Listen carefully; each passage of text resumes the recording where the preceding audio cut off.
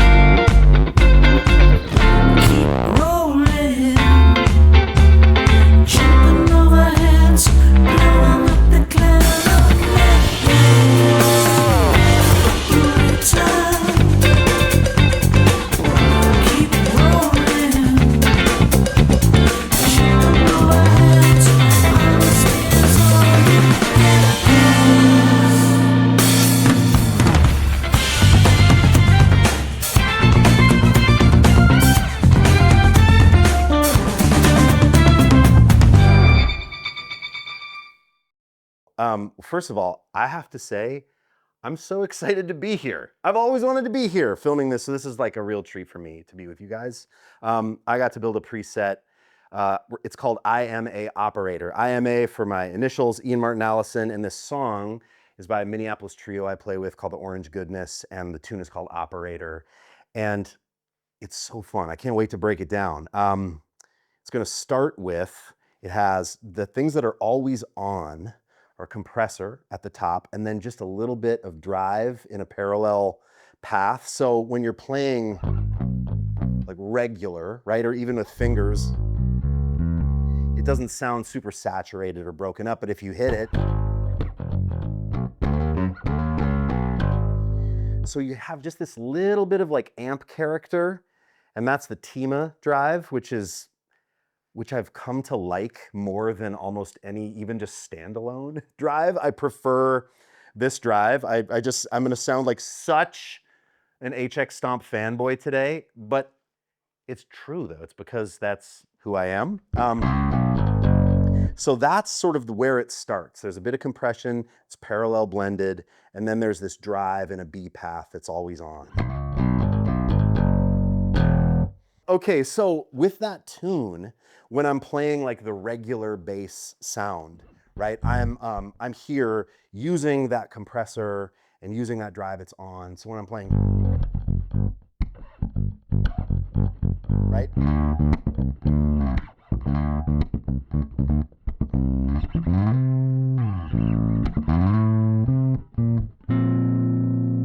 Right? That's sort of like the normal bass sound, which is ampy. There's like an amp character to it.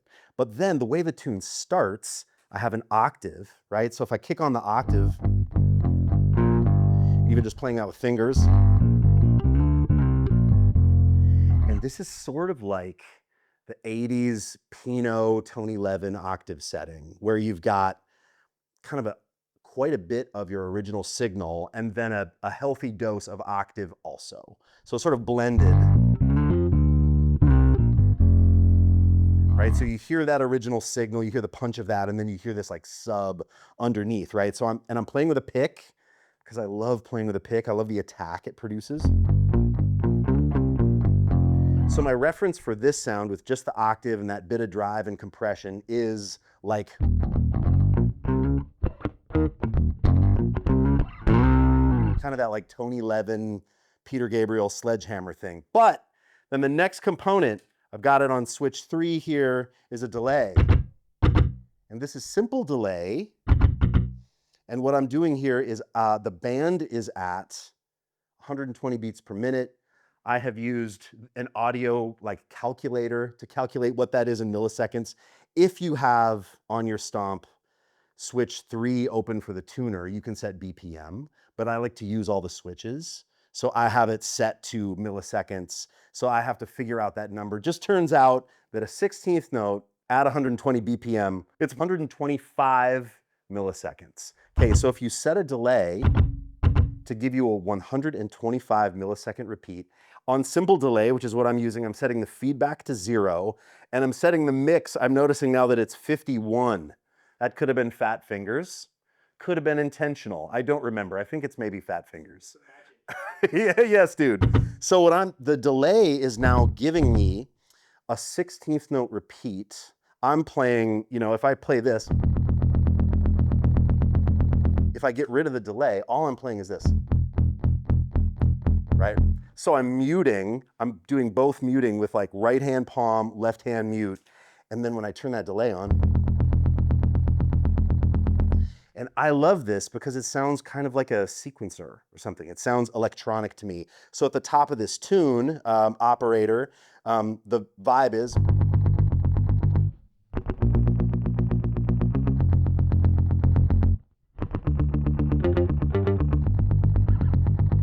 and it's so different than if you played it, right?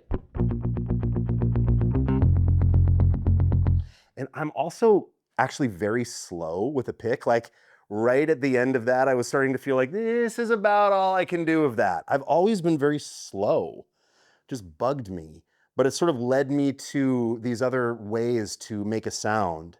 And I really like the precision.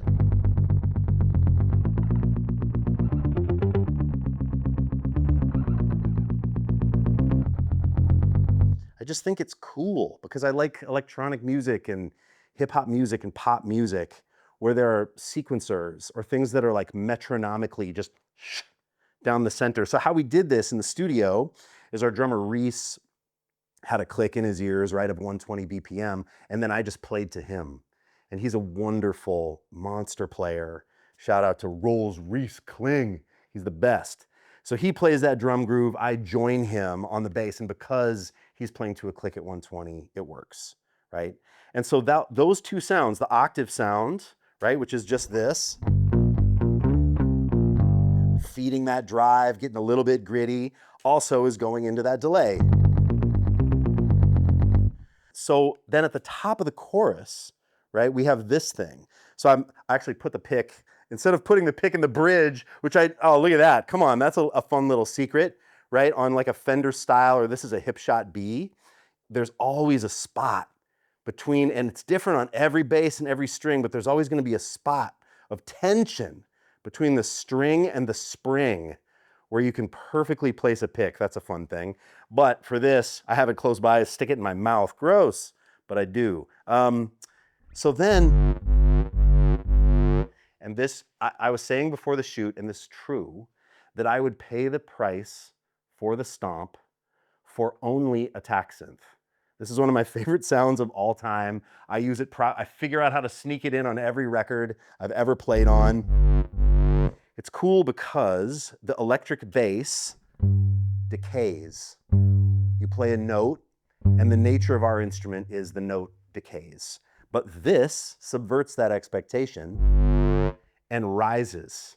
And how sick is that, right? So you don't have the initial attack of the electric bass, you just have this ramping thing. So when there's a kick drum playing, you know, if there's a kick drum here,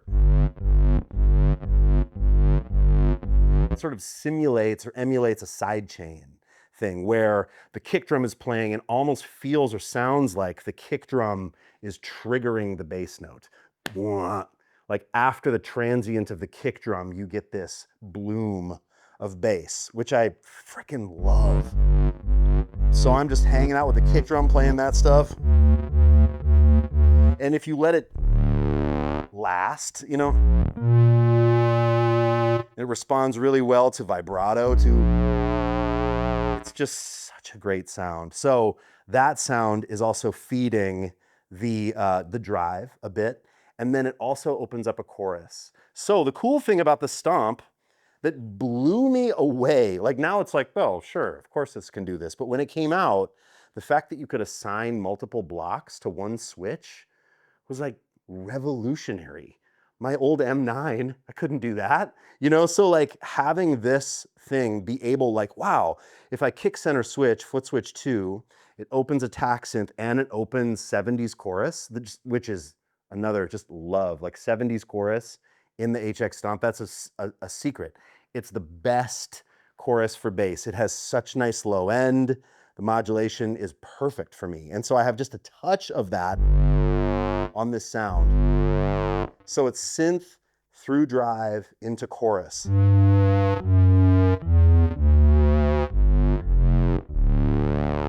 And it just sounds like, it sounds so mean. It's like a monster. And this preset is really about giving you sort of 3 distinct vibes, right? It's about giving you that sequencer sounding really like choppy thing. Then it's about giving you the monster at the top of the chorus. And then you can get out of that. And now you're just back to playing compressor, a little bit of drive for playing like regular bass. So you kind of have regular bass mode. You have octave. You've got the sequencer.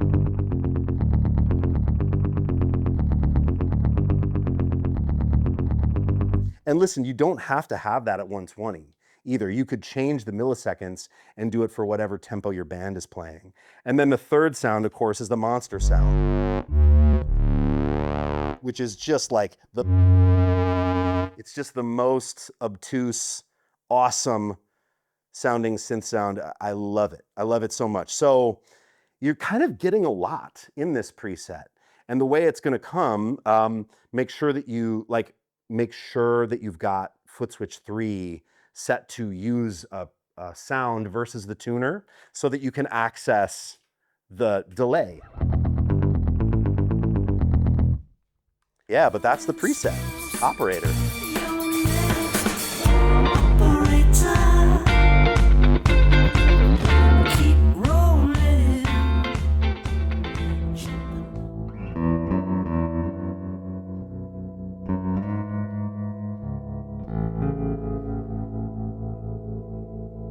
Something that's so cool about presets is it gives you insight into somebody else's programming brain, right? Where like you get to see how they think about creating sounds and how they think about, you know, sonic architecture. I was gonna go there. Well, that sounds very haughty, but really it's true, right? How you build a sound can be very personal.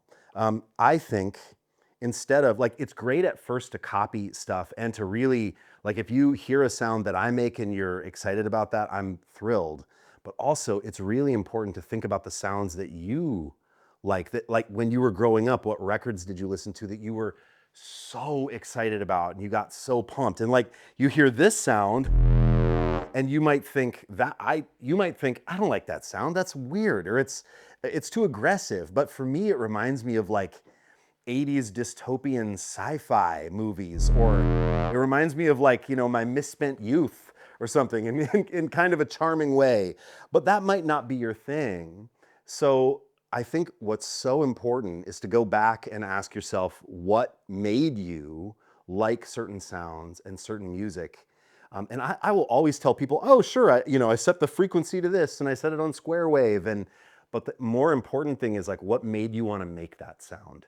I think that's really what it is. Like, what made you want to make the sounds that you make? That's what I'm interested in. I love finding that out about creators. I'd love to know that about Hans Zimmer. Like, what makes you want to make those sounds that are in Inception? Or I think that's so interesting. And for me, just to give you some context around a completely different sound, I have a sound that you can get. You won't be able to download it for free, but it is on my site if you're interested. It's a sound that is so special to me called Montana. And I actually grew up in Montana with my parents listening to country music, and I remember just like hating it. In real time, I was like, ugh, I don't want this. And then the older I got, like I'm 46 now. When I turned 40, sort of this like reclaiming of my childhood. And when I would hear sounds, like when I would hear like, the solo Glenn Campbell takes on Wichita Lineman, it reminded me of my family. And that was really powerful to me in middle age. That has become like a very powerful feeling to me. So this is a sound, and it's very simple, right? There's a compressor, there's a bit of spring reverb that feeds tremolo, and that's very important. So you hear, if I hit, you hear the spring go into the trem, and then the trem is affecting the spring. And that sort of slow tremolo with a big pre-delay amount on the spring reverb, so it lets the attack of the pick come through, which is so nice. It just makes me want to play.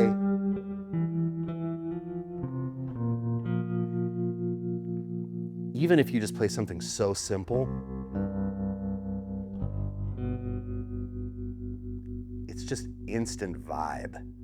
And I love this sound so much. I also have this thing, Tessellator, which is just incredible. I have it set up on this patch to where if I hold a chord,